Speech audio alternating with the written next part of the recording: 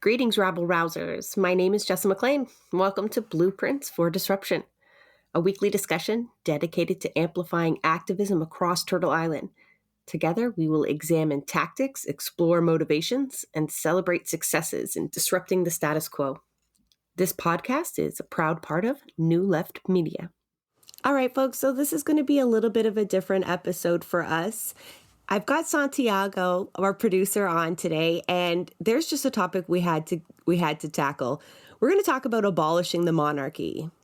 Obviously, this is top of mind with the recent death of the Queen, but to be honest, we've been talking about this for quite some time. And with the land back episode just a week behind us, we thought it was imperative to really dive deep into this topic.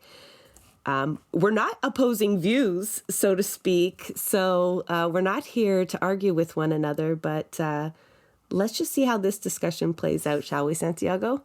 Absolutely. And first, I just want to say it's great to be on, and I've had just an amazing time producing all of these amazing episodes that you've been making. It has been incredible, the variety of amazing guests that you've had on and everything that this show has been. I'm just incredibly proud from behind the scenes, and I'm very happy to be here. Oh, well, if you're going to go do that, then I've got to take a moment to explain like how easy Santiago makes this job. Because I'm able to tell all the guests, the wonderful guests I've been lucky to have when they come on there, don't worry if you mess up. I've got a great producer who can make you sound, like it was seamless. All our awkward pauses are gone. That's an insider secret there. But, I can't thank you enough for all the work and the little notes that you send me. I really do wait for them. Like, did he like it? Did he like it?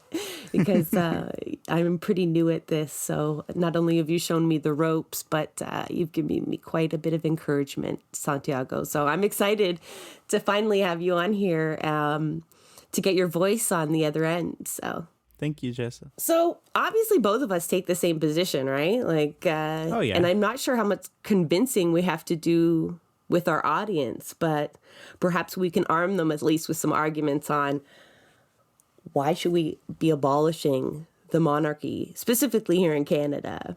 I mean, what comes top to mind to you, Santiago? Why? I guess the easiest answer is, at least from what it appears to be, that the majority of Canadians are in favor of it. And if we live in a democracy, that's how it should work.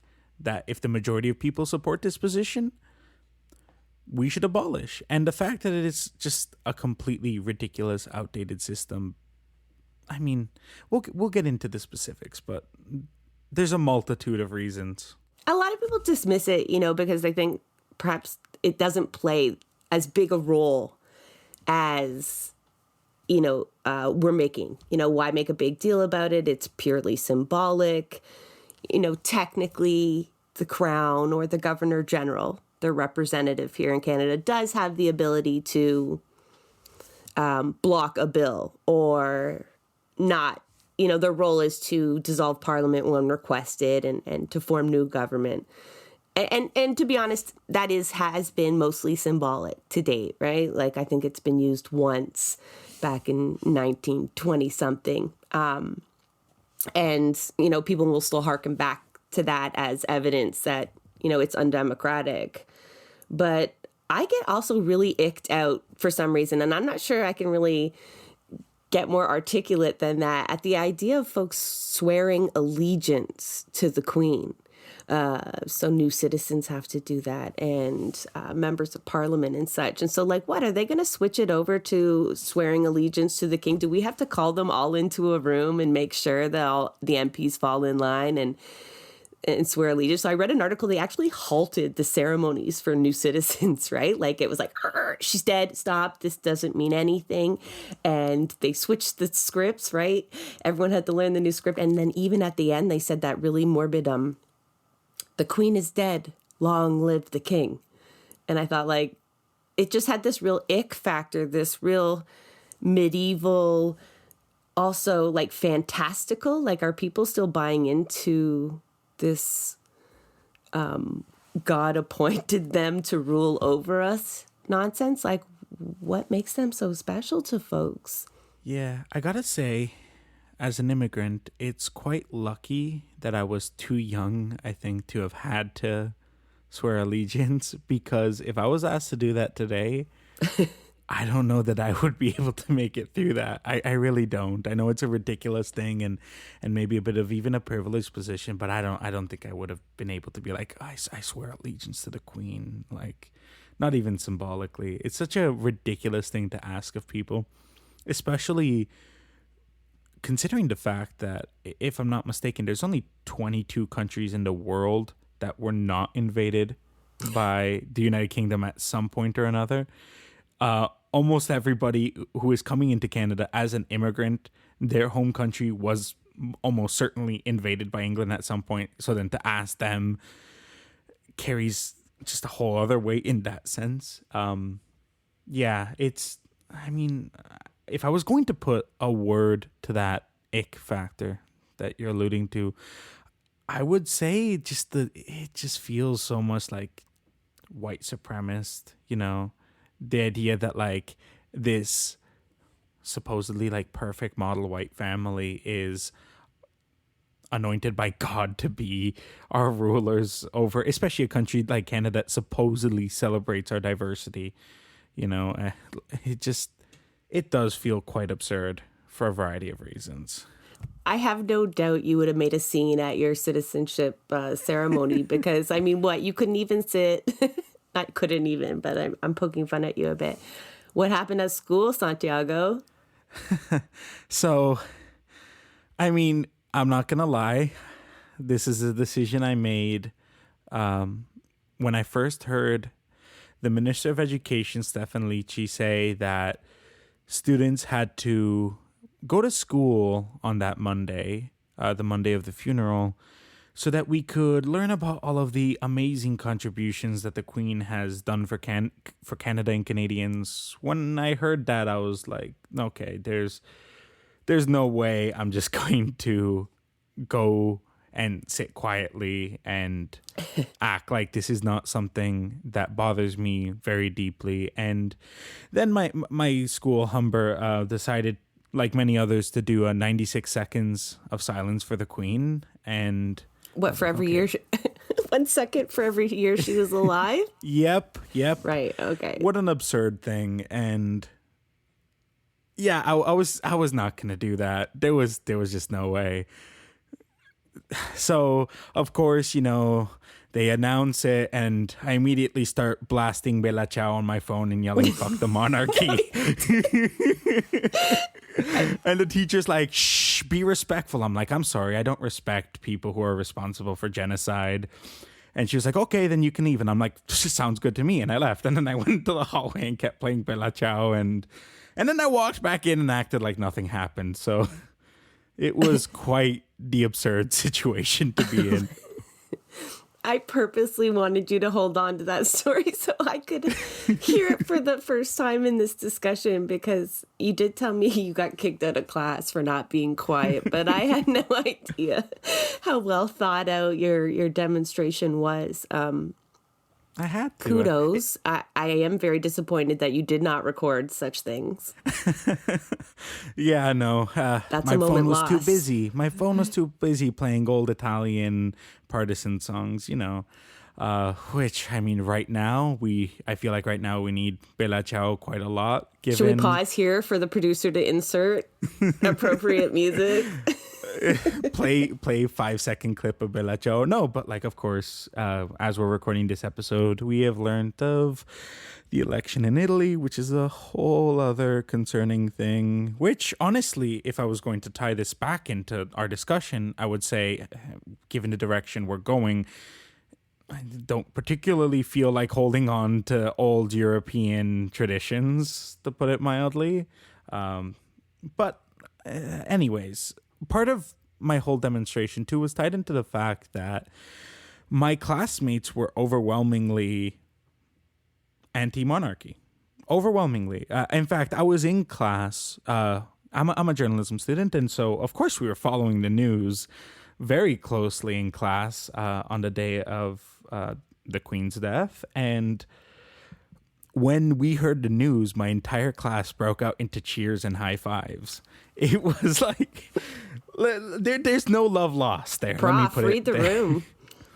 Yeah, so given the fact that all of my fellow students seem to be on the same side, what, we're going to just sit and pretend like we all don't have our beliefs there? Come on. Especially, my program is overwhelmingly people of color. Overwhelmingly people who have a very strong reason to dislike the monarchy. And yeah, no, we weren't going to put up with that. There was no way. No. And you're bang on with the, that imagery and that the white supremacy ideas that it seems to uphold. But like, there's so many other ideologies tied up into that are so problematic for me. Even the idea of kings and queens, like prince and princesses. When I go through the kids' books, that I'm going to read to my kid, I like to avoid those. I mean, it's one thing as long as if you acknowledge they are fantastical, like fairies and goblins and unicorns. And I'm sorry if I'm crushing other people's dreams that these things are real, but they're not. There's no such thing as hereditary power, or there's no need for us to prop up these rich landowners from incredibly oppressive regimes and idolize them like on our money and the way that we do it, and the national holiday day of mourning for a 96-year-old woman who hoarded her wealth like really no other. It's incredible that people then it would tone police other folks who had a field day. I mean, Black and Irish Twitter were on fire, right? For a reason. But, there's always folks like, this is not the time and the place to talk about abolishing the monarchy. I think it's the perfect time. No, absolutely. And for the record, Irish Twitter is the reason I still haven't deleted Twitter, because I think that was the best day on Twitter I have seen in a very long time. The memes were absolutely impeccable, man. Like, oh my God. Anyways. No, but I mean, okay. People will argue, right? Talking about like the fantastical nature of all of this, that at the end of the day, the monarchy is just symbolic, right? That they don't hold any real power. It's just symbolism. Well, what is it symbolic of, right? Like we're mentioning white supremacy, where it's symbolic of like divine rule. It's symbolic of colonialism. If it is symbolic, it's pretty bad symbolism. And it's symbolism that for a great deal, many Canadians is who have been personally victimized by the United Kingdom, by the monarchy, by colonialism. It's not exactly the symbolism that they want. And frankly, the majority of Canadians, they don't particularly see the point of the monarchy either. So I was reading an article that was trying to give, my Twitter can be a bit of an echo chamber, I'll admit, right? It's pretty cultivated with leftists. And I wanted to dig up some of these arguments from folks wanting to keep the monarchy. And a lot of them listed reasons that it was part of our Canadian identity.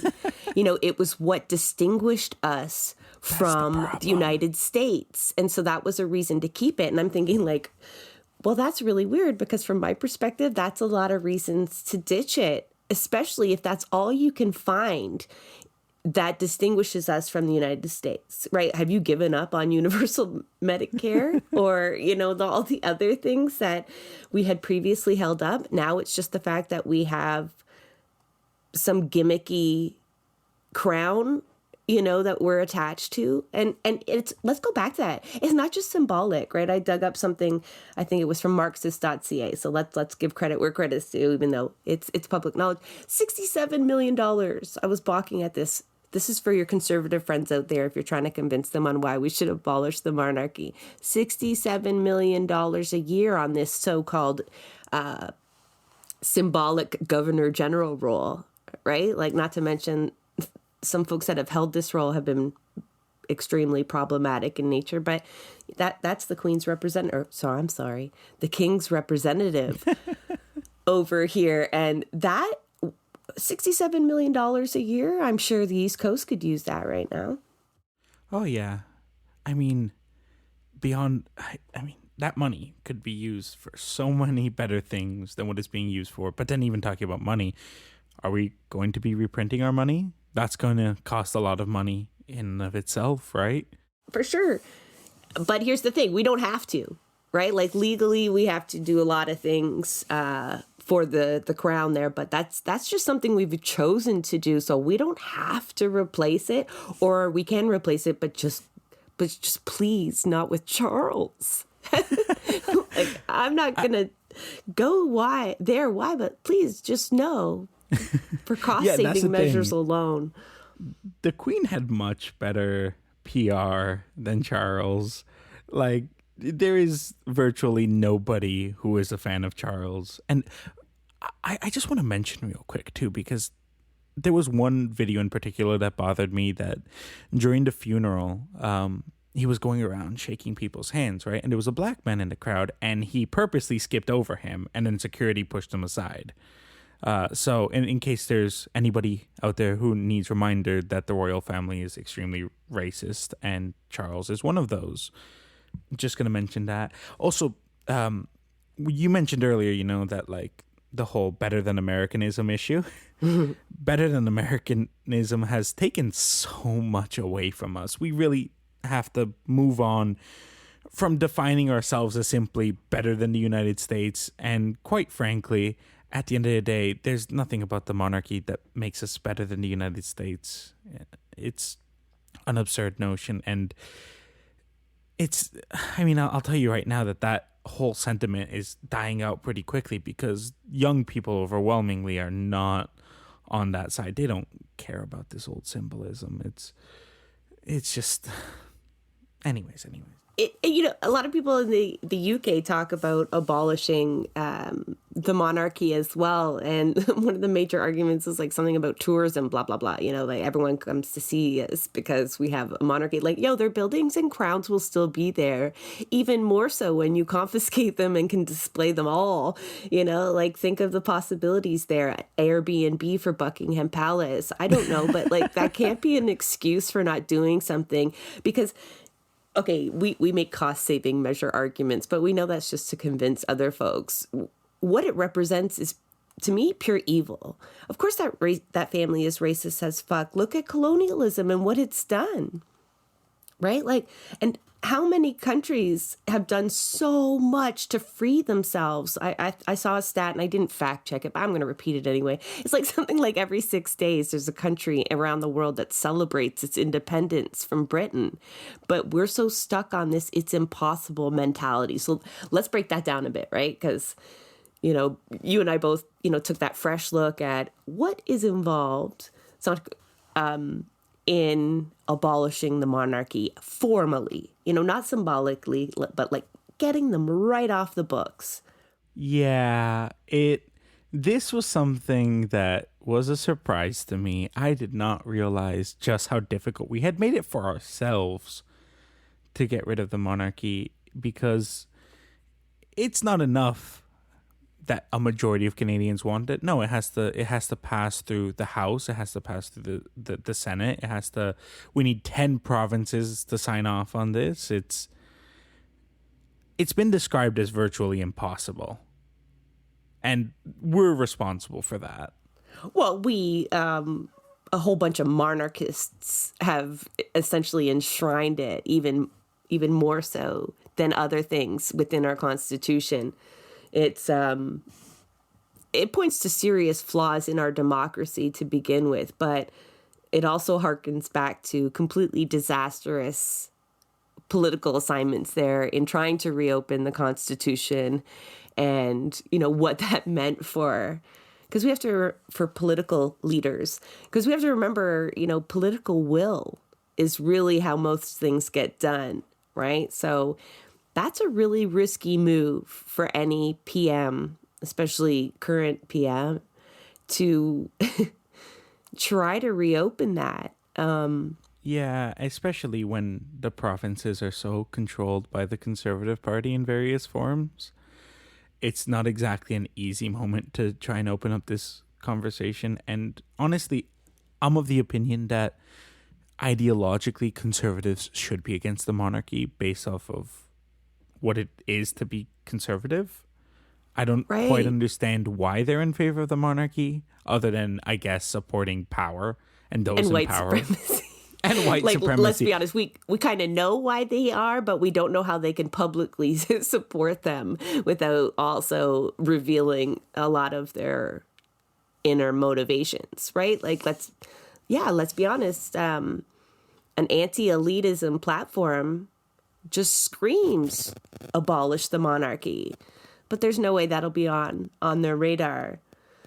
I like to think that things aren't impossible. You know, if with enough groundswell, we've seen what politicians can get done if properly motivated to think that their job is at stake. And, you know, quite often it's like you need a crisis or a political trigger. And I think like the death of the Queen mixed with the incredible position Canada is in now, being faced with its past in a way that it's never been reckoned with before, right? I think like the discussions around land back and the residential schools and the missing and murdered Indigenous women and all the other inequities that are associated with the continued colonialism has kind of, well, I hope it hasn't peaked because we've not seen a lot of movement, but it's really has a lot of groundswell at the moment. So I think like now would be the time to really push for this and try to capitalize on this transfer of power that is so illegitimate, by the way, right? But, you know, because when are you going to get another chance like this?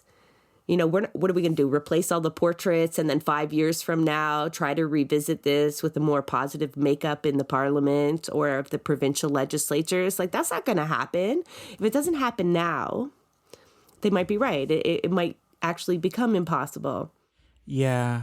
I mean, it'll take a lot more than 50% of Canadians being in favor of this. It would take like a super majority of Canadians being absolutely enraged out in the streets, demanding change, forcing the hands all across the country in every province. It's something that I feel like it's not important enough to enough people for us to see that right now. It's unfortunate. It's just something that I think it lacks that political will, given how complicated they've made it, which is such a ridiculous concept, especially, like, once again, we have to talk more about colonialism when it comes to this. And we're on stolen land. What a ridiculous notion that, like, we have to go through all of these policies that were written by colonialists by colonial supporting monarchists to get rid of a white supremacist family. Like, it's absurd. And that also brings up the issue, of course, is that even if we were successful in this, well, what would that even look like, right? Because it brings up issues such as, for example, the fact that all of the treaties with the Indigenous peoples that were made, well, those were made with the Crown, and what would happen to those treaties if we abolished the monarchy? Just as an example of one of the issues that it brings up, right? It's a very nuanced issue that would take a great deal of work to be able to accomplish. Oh, yeah. And like whatever happens, it's nothing without, you know, and I hate using this term, meaningful consultation with Indigenous people. And I don't mean like Harper or Trudeau's version of meaningful consultation, because, you know, you're right. Those treaties are with the Crown. But in reality, we expect Canada to deal with them. I read an interesting argument, though, in rabble.ca where, you know, they made the argument that if you truly appreciate and recognize Indigenous sovereignty, so meaning you see Indigenous nations as nations in themselves, not as a domestic part of Canada, then in fact these treaties are under international law. So, you know, the abolishment of the monarchy here in Canada shouldn't affect the legal ramifications of those treaties. But, you know, some of those arguments just mean nothing when you know that regardless of what our constitution or the obligations are, Canada regularly defies what's expected of them in terms of treaties. So, it's hard to kind of even make that argument that it would make it more complicated as well. But, I guess that's really not an answer for me as a settler to make. But yeah, I mean, bringing it back to last week's episode, all we have to do is ask our good friends from Land Back Lane if their treaties are being respected right now. These treaties, yeah, they should be under international law. They should be respected. We don't seem to have a lot of issues violating them on a very regular basis, if it is convenient towards capital in even the slightest way. So, well, that goes back to the Queen. It's like, and always representing that certain class interest. It surprises me that what that Ipsos Reid poll was, I think 58. We keep saying a majority. That is a bit of a stretch of it is a technical majority, but that isn't a whole lot of people, and that actually surprises me at this stage. After all that we've kind of witnessed as a country in recent years, especially, and that we would still kind of want to hold on to something so antiquated, but like even 58% as a majority isn't much for politicians either. Like you talked about getting in the street. I find it funny that our news hasn't really touched on, in Australia, their day of mourning. So you were kicked out of your class, and we saw some small demonstrations here in Canada, but Australia had thousands of people on the streets in multiple cities on the actual day of mourning, which I thought was pretty badass, right? As opposed to taking that position, that it would be like a day of respect, and then the next day we can start talking about abolishing the monarchy. No, they wanted, like our education minister in Ontario, they did take the day to reflect. So I want to read a statement by the folks that organized a lot of those demonstrations in Australia. The group's is Warriors of the Aboriginal Resistance. And so their statements that they stand against racist colonial imperialism and its ongoing effects on us as Aboriginal and Torres Strait Islanders people. While they mourn the Queen, we mourn everything her regime stole from us: our children, our land, our loved ones' lives, our sacred sites, our histories. I mean, that quite parallels what we heard and what we hear from Indigenous peoples here in Canada. And, I wish we had taken to the streets in those numbers. I wish we would kind of take this up. I have no answer as to why Australia seems so particularly passionate about this topic at the time, but, that's the kind of pressure that would take to do something of this political magnitude. But let's say we don't take to the streets. Let's say nobody makes a real fuss about this and takes advantage of this to, formally remove them. We can't lose this opportunity. No, I mean, if it's impossible right now, if we can't actually abolish the monarchy, well then let's do everything that we possibly can to at least get rid of what the monarchy symbolizes. And I mean, given the fact, it's quite fitting that when we're recording this, the Friday that's coming up is National Day for Truth and Reconciliation, right? Well, let's get some reconciliation going,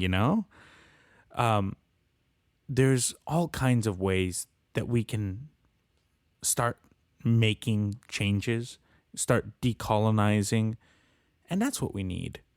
If it's truly impossible to abolish the monarchy, right? Yeah, like there's a lot of things we don't have to be doing that we choose to do. And that's all part of that nation building that we do, right? And that sounds like a good thing to a lot of people, I know, but from an anti-nationalist point of view, like it's not. Nation building is so purposeful.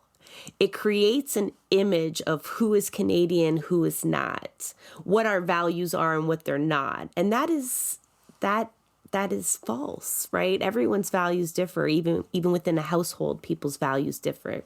And there is no Canadian image.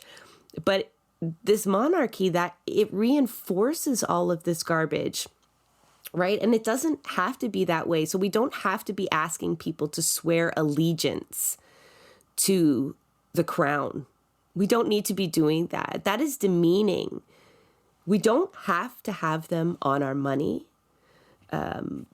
There's so many other things where we just don't have to show that deference, a kind of turning your back on power. If you've made it impossible for us to remove you from our democracy, which is, that's a huge red flag if we can't do that. And England can do it, right? Or they would have an easier time. Yeah, that's the part that I found most outlandish, because I was reading one of the Toronto Star articles about, what would it really take to abolish the monarchy? And they were essentially saying it is entirely possible that England could abolish the monarchy and we still wouldn't be able to abolish the monarchy, and that we would have to symbolically keep it going.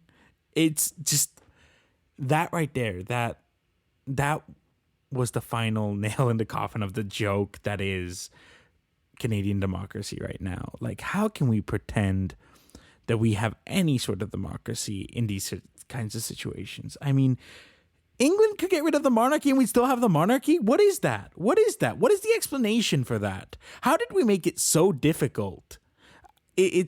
I'm sorry. It's just, that one really bothers me.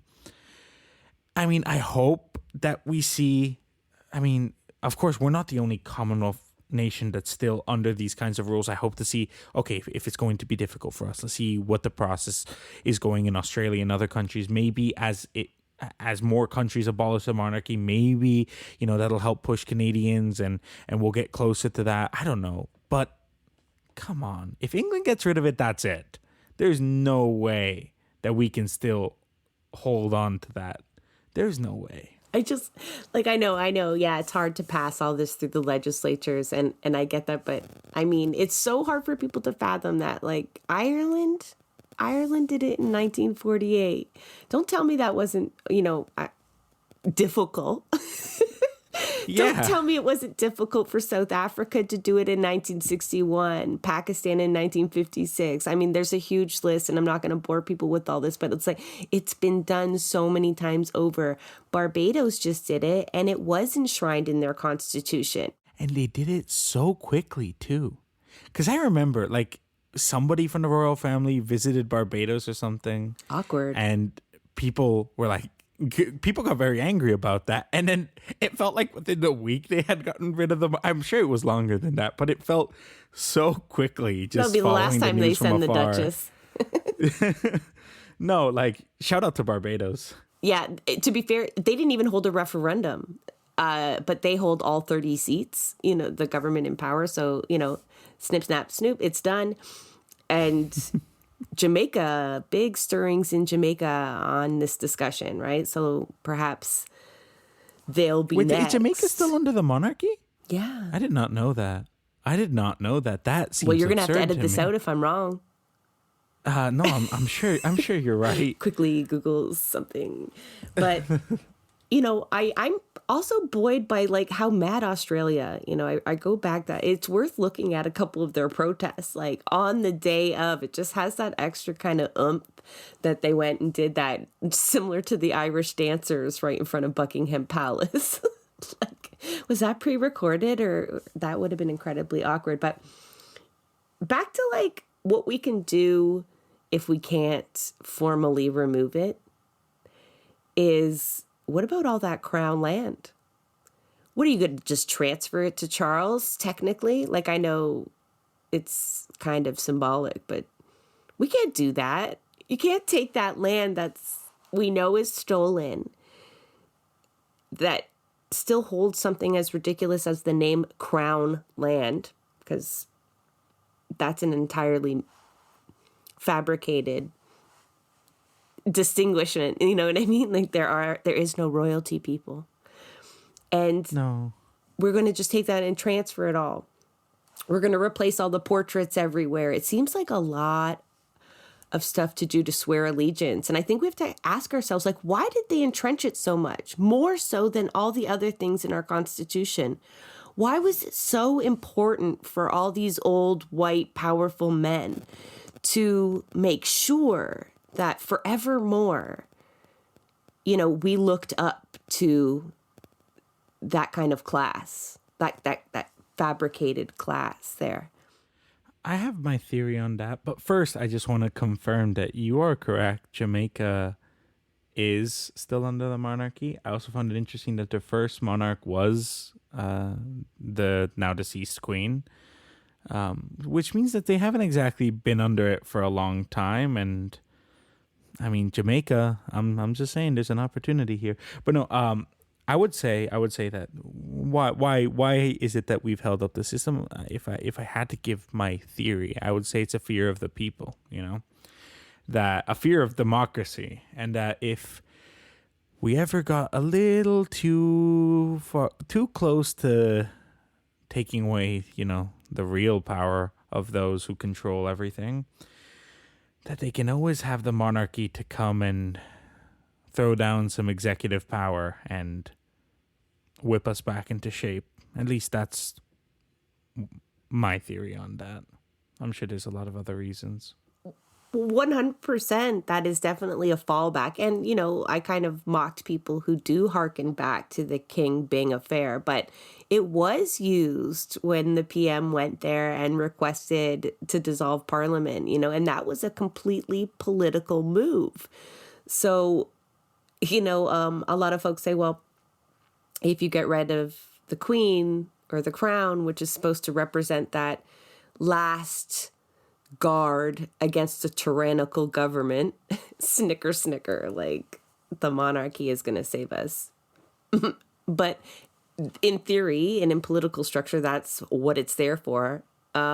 Spoiler alert, that's actually what the Senate was supposed to be doing, who also operate in that same class interest, slightly lower than the monarchy, of course, more of the lords and ladies, but essentially the Senate's there for that. So we don't need to replace, of course, I do argue we abolish the Senate, so then I put myself in a bit of a conundrum. But hey, if you're willing to keep the Senate, you can just totally get rid of the Governor General. Maybe it's time we bring Quebec back into the Constitution, Santiago. That's why everyone's so afraid of reopening it. And I'm so tired of that being as an excuse for so many things. Like, how many times as a leftist have you thought of an idea like abolishing the Senate? Or, might not be a unique idea to you, but, and the response is, well, that's a big mess. I mean, here's my response. It's all a big mess, Right? Like, it goes so far beyond the fact that, the Senate is really a point. It's not a democratic institution. We don't get to vote who our senators are. That's a problem in of itself. We don't get to vote the Queen. That's a problem. Okay. But the problems with Canadian democracy go much deeper than that, because we base everything off of England and then haven't adopted it to be representative of a true democracy. I mean, how we brought up the issue of first past the post how many times as a country over the last decades. It gets revisited every election, and keep saying we'll get to it eventually. We'll eventually get rid of first past the post. Well, here's your opportunity. Queen's dead. Bim bang boom. Let's get rid of first past the post. If anything, let's start restructuring some of the ways that we are not a democracy, because basing ourselves off of England seemed to have been a very clear mistake to me. What? Modeling after a colonial government that, operated the same way for hundreds and hundreds of years. Yeah, no. And I think that plays in part as to why it's been entrenched that way. So it's always something that we're deferring to. Right? It's always that model, that colonial model and we talk a lot about disrupting the status quo here on the show. So it seems a bit defeatist also for us to say, well, it's not constitutionally possible, so let's think of alternatives, which we still should do. But it's like, fuck that. Take to the streets and make them do it. Right? That is how it's done everywhere else. That's what democracy actually looks like. The chant at the beginning of our show, that is what we're fucking talking about. Right? So no, Doug Ford would not sit at a table and sign a document that would give people more rights or that would upset his base. But these people don't fear us enough. That's why. Right? And I think as settlers, it doesn't really matter to us enough that we remove this symbol, or that we return crown land or give that, like it's not imperative enough to us, so that we're not taking to the streets in the way that we need to make these changes, right? Like, we can't just keep expecting to go to the ballot box and structure, maybe when we have all the provinces lined up, NDP or at least Liberal premiers, and then it'll be a good time, and wait till Quebec's not so itching to separate, or, it's just like there's never going to be the perfect time unless you make it. So the problem is I just don't think people are passionate enough about this particular topic, but it's more of a matter of, what we've seen in Chile, where it's like, let's reopen the whole thing. Let's revisit the whole damn thing. Because you're right, our system is broken, and I think the Queen and the King, or whoever we're bowing to now, is just a symbol of that. And that's what makes me want to get rid of them so bad too, is because they're just like that symbol of that broken, oppressive system. I don't want to celebrate it anymore. Yeah, and I mean, not being able to revisit stuff like the Constitution and all of these old laws, and I mean, that really, for me, just represents a fear of democracy that the people in power have. They always worry that, they'll talk about mob rule and all of these ridiculous ideas. Really, they're afraid of our power, of the power that the people have, which is why they've made it so damn difficult to change anything, and why we can never seem to get anything done. And quite frankly, we're saying about the perfect moment. If we're waiting for the perfect moment, by the time that could ever come around, we're going to be so screwed for such a variety of reasons. Like, there's no moment like right now to get this done. We need to just rip off the Band-Aid, get this over with. Let's have some difficult conversations. And I look forward to the nuance that would bring. I look forward to, reevaluating what Canada is, what it means to be Canada, what it means, what our identity is, what this is supposed to represent. I think that we're long overdue for that conversation, because, I mean, the last time we had that kind of a conversation, the world was a very different place. I mean, a much more hateful place. I mean, we're going in that direction now, but that's besides the point. But all of these things were decided in a society that was very unequal. I mean, we're still unequal, but you know what I mean, much more unequal. In a society that was, I mean, colonialism was not the past. Colonialism was a much more immediate happening thing. I mean, it's still happening. Everything is still happening, but in smaller forms. You know what I mean? We have to be able to revisit these things. Like, how we're going to let a bunch of old dead people decide who we are and what we do. I mean, that seems ridiculous to me. We're alive, they're dead. Let's get stuff done.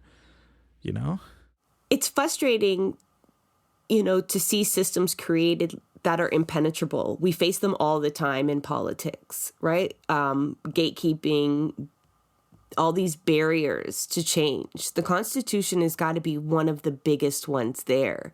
And as you look at this issue and you start to make this argument about constitutionality and look at the history of how it was shaped, it's so clear that it was meant to be that impenetrable tool and to ask people to use their oppressor's system in order to gain their land back, for example, is ridiculous. Because we've seen what happens, right, when we consistently go through the systems that we're meant to go through to make change. We're rebuffed. We're tossed aside. It costs incredible amounts of money and time on purpose so that it's only accessible to very wealthy people to make changes. The Supreme Court operates this way. Yes, it is an avenue for change, but only through massive mobilization of funds and efforts. So really not for us, not as a democratic tool. And so I don't know what the solution is there other than, direct action and refusing to sounds very anarchist, but refusing to be tied to this fucking document in the way that we are. And, you know, I'm a political science major, and I think that sounds like such an ill-informed position. It's a very emotional position. I'll acknowledge that, right? Yes, that's political suicide, blah, blah, blah. I'm so tired of career politicians. I don't care about that either. I don't care if that's your one term and that's all you do with it is something so outlandish as reopen the Constitution and rewrite it. And no, Chile wasn't completely successful on their first attempt to do that, but they tried and they reignited that idea that it's possible and they're working on it, right? Like it's progress. Yeah, I mean, these things are going to be difficult and uncomfortable, but I think we're way too comfortable in politics. I don't think politics is supposed to be this comfortable thing because, I mean, life is not comfortable for so many people. So many people are out here struggling, trying to make it by every day. Life is not comfortable for them. This idea that politics has to be like this comfortable, stable thing, I mean, that is really protecting the people who are already well off and already doing well. But I mean, for the rest of us, life's uncomfortable. Let's make politics a little more uncomfortable. And I just want to mention, because you mentioned the Supreme Court, right? Have you ever seen a picture of them? Do you know their outfits that they wear? Yes, I do know what you're talking about. They look like a bunch of Santa Claus outfits. And I just want to point out that in my eyes, it's just as much of a mythical fantasy that is make-believe for children. The Supreme Court is just as much make-believe as Santa Claus is what I'm trying to say. Yeah, sorry. No, I totally get the point there. It is like, to me, it's ridiculous.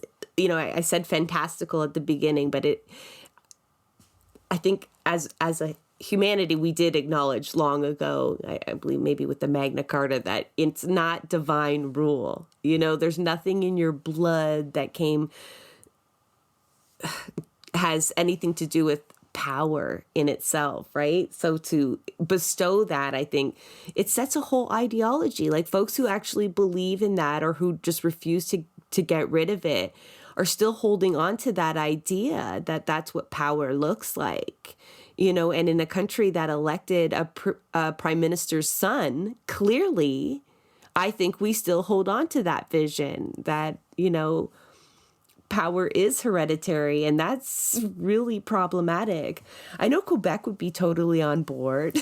Well, maybe not totally. I think the last poll I saw was 74%, but I'll take that. But the Conservatives, man, like we talk about bringing people around, it surprises me that their base, you know, who are, you know, swayed by this populist sentiment that elitism is detrimental, which it is, right? And we hear Pierre talking about that all the time, but they've not really hit on this point. Like, what is it about them that makes Jason Kenney on his own dime fly over to London, wait 14 hours or more in line to walk by a flag draped box?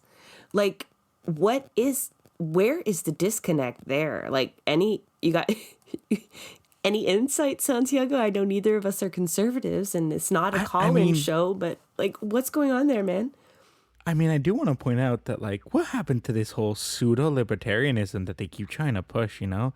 I mean, if they were really libertarian, I mean, monarchism is completely antithetical to what libertarianism is supposed to be. Right? Come on now. You can't have it both ways. It's one or the other. Pick a side. And that's the thing, is that they're trying to always play up this fantasy, you know, of libertarianism. But push comes to shove, they're not really in support of that, are they? I mean, what libertarian would ever, you know, support a monarchy? What an absurd concept. It just comes back to power and comfort, and also just like all of these performative high class actions, you know, like it's such a, like, what's the word? There's a word, I can't think of it, something to do with etiquette, or, you know, like the way that people act when they're trying to act fancy. I don't know. Okay, I digress. My point being is that it's make believe, it's dress up, it's play acting, it's ridiculous, and it's honestly like, they don't. Let's be honest. Do you think any of them really give a shit. Any of the conservatives, I don't think that they actually genuinely care about the monarchy. I think that they're just playing it up because, I mean, quite frankly, they think it makes them look good. But that's everything that they do. Yeah, I get them not being like totally invested in the topic either way, but it's just fun to kind of point. It's like poking holes in the rest of their platform, right? Where they claim to be for elites, but essentially still stand up for the same old things. And I don't know. I think if folks are going to come around to it, there's just got to be something more than, just this ambivalent attitude towards it. You mentioned the Truth and Reconciliation Day coming up on September 30th. And I mean, wouldn't that be awesome to make an announcement that at least some of the symbolic opportunities that exist to distance ourselves from the crown and what it stood for, that would be the day to do it. If you're listening, Justin, because I somehow doubt it. what is that, that you were working on a whole lot of truth, but very little reconciliation. Oh, yeah. So a lot of us will acknowledge that the crown is silly and no, we don't think, that they actually should be passing down power hereditary, but I'm not really willing to do anything about it. Yeah. Yeah, no. I mean, you would hope that it would be the perfect time, but I'm not gonna hold my breath. I have very strong doubts that we're gonna see anything happen this Friday, opposed to the usual empty words, empty promises, empty gestures. I am, as you alluded to, working on an article about that. A whole lot of truth, not a lot of reconciliation. And I mean, that's the reality, right? I mean, just if anybody listening to this right now hasn't had the opportunity to listen to last week's episode, please go and listen to that, because it's very clear that we're nowhere near any sort of reconciliation. I mean, forget making up for our sins. We're still currently committing atrocities. We're still currently harming indigenous communities. We're still currently ignoring treaties. It's not in the past. It's active, it's present, it's in the moment, it's occurring right now. So if we can't even stop that, I mean, I don't have a lot of hope right now. But that's also a theme, is me bouncing between having a lot of hope, not having a lot of hope. Depends on the mood, depends on the day. I think a lot of people can relate to that. And I think it must have been hard, and I know it was, because, you see some of the responses on Twitter and social media for Indigenous activists to witness that mourning, that national mourning that we're supposed to be doing over something that represents something so harmful and continued, right? Like, if you don't listen to the episode, there's major implications for Indigenous peoples just not having adequate land to protect, to live on. That alone, like if you remove the climate emergency, which you cannot, and all of the other colonial issues combined, there's literally forced onto small pieces of land with very little resources. And then we sit on large swaths of crown land as though these are not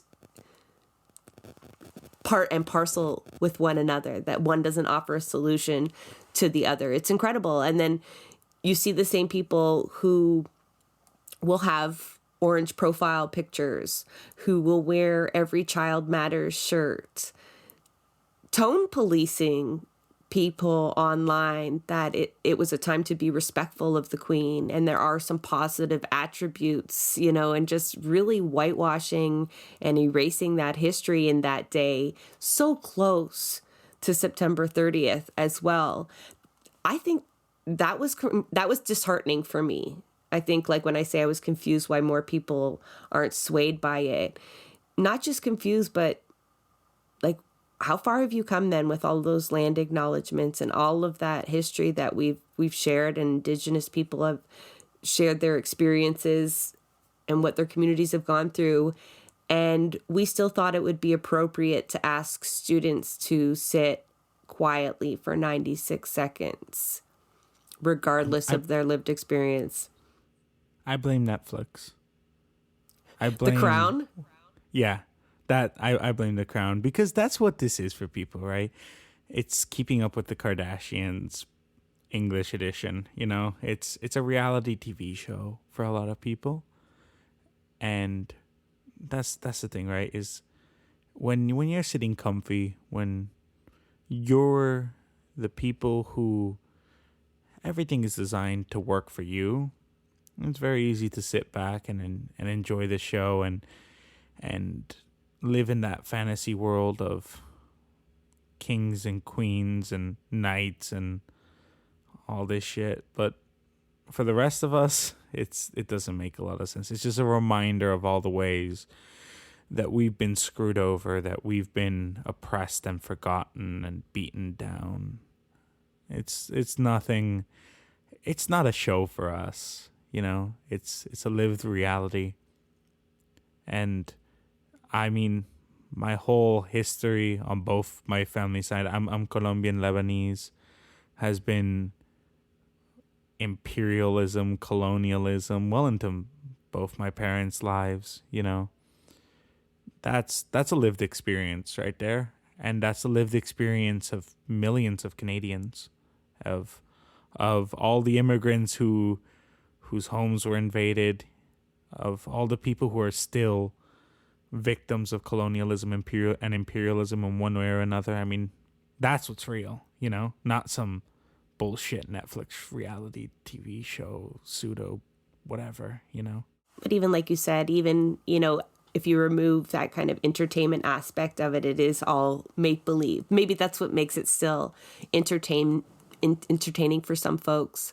I'll admit I did watch The Crown, but it actually made, and I know they take considerable effort to, I also watch the Kardashians from time to time, so like, don't tell anyone. But it did not endear me to them. Obviously, I'm hardened in my position as I am on many other things, but she demonstrates, well, the actress, I suppose, like this position that they feel as though the country would crumble in some way should the crown not exist anymore. And I thought that was so absurd for them to, like, that duty that even our politicians kept repeating, this public duty. What they think that public duty is actually like they need to be that shining star, that example, that the empire, it's a reminder of how strong the UK is, and that they would essentially not be the powerhouse they are without the crown. And so they 100% believed in colonialism and imperialism and its power and its justness, which is not, you know, I'm speaking from their perspective there. And so watching that made me even more angry. Plus Charles is just a total ass.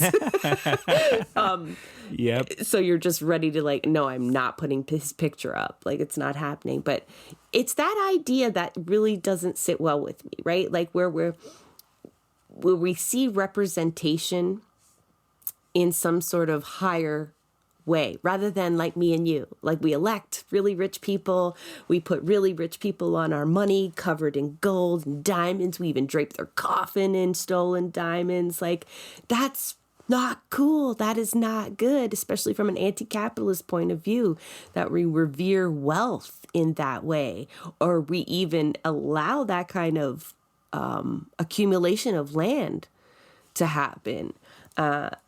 It's, you know, yeah, no, like it's not, she wasn't just antiquated. They 100% like represented that continued idea of colonialism. And I really hope people do take, you know, our episode will launch the day before. We'll get as many people to listen to it as possible, but to take that time, that day of truth and reconciliation, to really reconsider what the crown means to us as Canadians, what it represents to Indigenous people, and to, you know, rethink what's possible because I would really hate to miss this opportunity and instead to see this rollout of God Save the King in lieu of a real acknowledgement of what that means to us. That'll be a huge lost opportunity if we don't. And I'm not really encouraged, and I'll tell you why, because, you know, I don't know who it was, but it was releasing almost like daily polls. And the more pomp and circumstance that surrounded the funeral and the coronation, the more people started liking Charles more. The more they started liking William and Kate, and like it was just this like constant update of their popularity actually surging like the Kardashians. It's times like these where, and as a journalism student, I need to reiterate that this absurd notion of impartiality and objectivity that journalists, and I promise they believe it.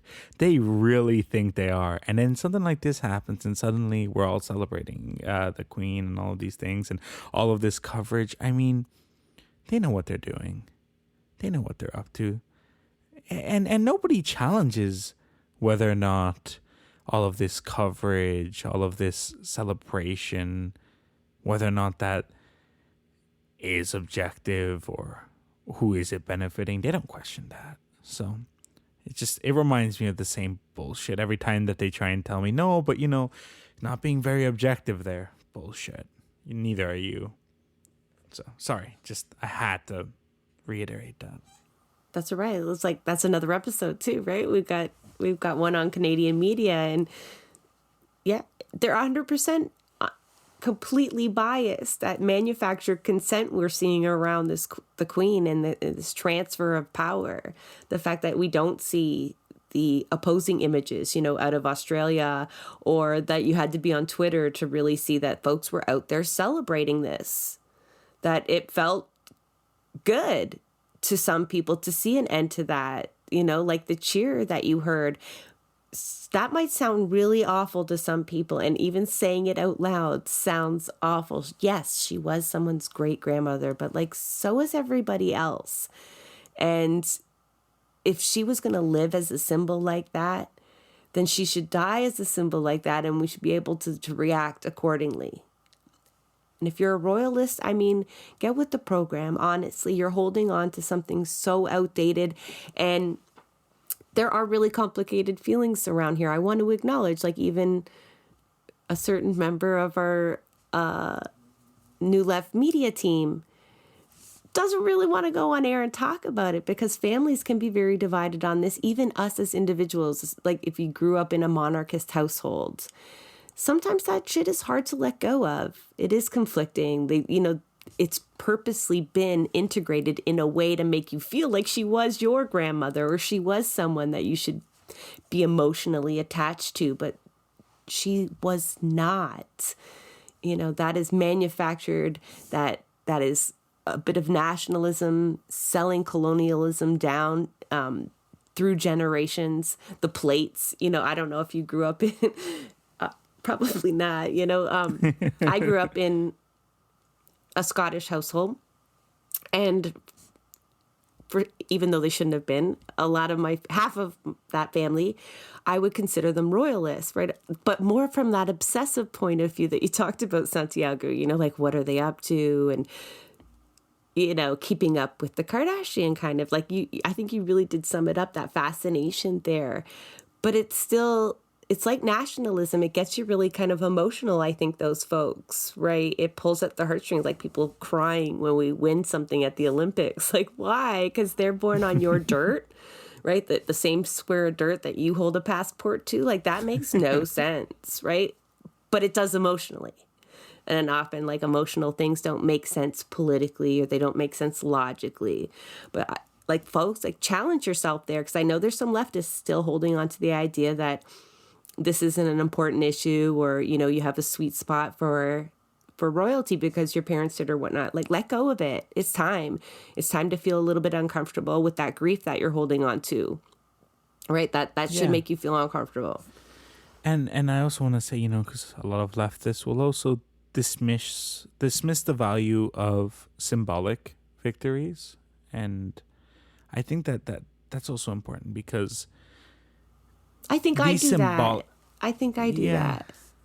Because I think that the symbolic changes, those cultural things, they're a step at unraveling these systems, and they lead to deeper things, like for so many people on the right, all of these absurd cultural and symbolic things. A friend of mine at Humber, he just wrote a great opinion article about, the obsession with stuff like McDonald's and these like American brands in communist countries, and how, ignoring that cultural impact was part of the downfall. And I kind of tend to agree with that. I think sometimes we're very quick to dismiss the symbolic things and the cultural things, but it's those simple little things that people rally behind, that's so much easier to convince people of than some of the more complicated things. And I'm in favor for us to occasionally talk a little bit about symbolism and culture. I think that we have to approach this from all the angles. So do you think perhaps a good starting point would be the symbolic moves that we can make, especially in this transition period? Maybe stop asking for people to swear allegiance when we're rethinking what goes on our money, Put more animals on it, I say. I want more animals. Don't put faces. Fuck faces. Who cares? People are people, and everyone's flawed. Let's put animals. They never did anything wrong. I could use another beaver, a turtle. My problem is, how do you know heads or tails then on the coin? I don't know. We'll figure it out. I think through all scenarios, that's how my mind works, right? That was very quick, too. Just heads or tails. What do we do with that? I mean, we're going to have to come up with a new saying. Maybe literally put the head of an animal on one and the tail on the other, and then it's even funnier, like a beaver tail. Damn right. More animals, less faces. And I mean, more beaver tail, less queen. Yeah, damn right. I mean, beaver tails. Who can't get behind beaver tails as Canadians? That's uniting. That's a cultural thing that we can all get behind. We all love beaver tails. Another cultural thing I think we can all get behind is a refusal to put Charles's portrait anywhere. That's a hard no, folks, in the courtrooms and all the other places that we're thinking of. Can you imagine the cost savings if we just no? I don't know what the alternative is. There's no way that's in the Constitution. We can definitely get without those portraits. Auction off queens, and let's raise some money for some better causes. I mean, $67 million a year for the Governor General. Again, we can think of a lot of better things to do with that money. But I agree with you. I don't think I value that the symbolic changes that we can make. I want it all. Right, I want to make really fundamental changes, but you do have to start somewhere. And if it is impossible, I refuse to, throw your hands up in the air and say, well, then we're not going to do anything at all. Then we are just going to continue in the same system with the same kind of head of state and honor them in that same way. And it's just that's unacceptable to me at the moment. I say we started off as a symbolic thing. And then while we're in the Constitution, we can change a few other things, push it a little past something symbolic and a little more material, Yeah, sneak in with the queen. Let's get that book open. Bam. Yeah, let's get it open. Let's put it on a Word doc. Let's throw some ideas on the whiteboard, but let's get that process started on as a symbolic thing, if anything. And then, while we're in there, make a few tweaks. I'm down. It's somewhere to start, right? And I think having the conversation is important because there's lots of things we have to abolish, right? We'll do episodes after the Senate. Like the police. Listen up, folks. You guys are next. And yes, obviously, the police. So a lot of systems to smash, a lot of disruption to do. But I think, having the conversation, making some steps, it'll make a difference, I think, for folks, rather than celebrating the Queen and the monarchy, which is obviously having the opposite effect in what most people, I think, are trying to accomplish here. So may the show be the igniter of the Abolish the Monarchy, officially taking this into Canadian politics and running with it. Are you hopeful? Sounds good to me. Sounds good to me. Let's do it. Let's abolish everything. Abolish Canada while we're at it. Start anew. I don't know. I feel like that's a whole other podcast series. Let's do something. How about that? Let's actually do anything. One thing. That's all I ask. One victory. It's been so long. I just want one thing, you know? Just one. Not asking for a lot. Could be anything. Just let's do something. I feel like we don't do anything in politics anymore. We just lose. Let's just argue about it and nothing gets accomplished. But I'm trying to think of like the easiest win here. You know, I mean, the allegiance thing. Why can't we remove that? That has the highest ick factor. Yeah. I mean, come on. Come on. Well, I appreciate you jumping on here, Santiago. It was lovely hashing this out. I'm glad we didn't argue about it. It might have been more interesting to listeners if we did, but I think there's a lot to kind of come together with on this on the left, even if some people are feeling conflicted.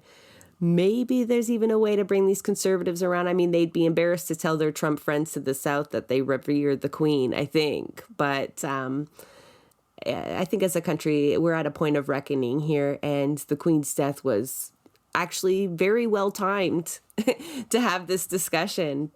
If you're going to act like Republicans, at least be Republican in the Irish sense. That's all I'm saying. Let's be Republicans, you know? Republic. Come on now. I'm down. Thank you, Santiago. I think we'll wrap it up here. Like in all things that we do, there's a team behind Blueprints of Disruption. I want to give a big thank you to our producers, Santiago Helou Quintero and Jay Woodruff. Our show is also made possible by the support of our listeners.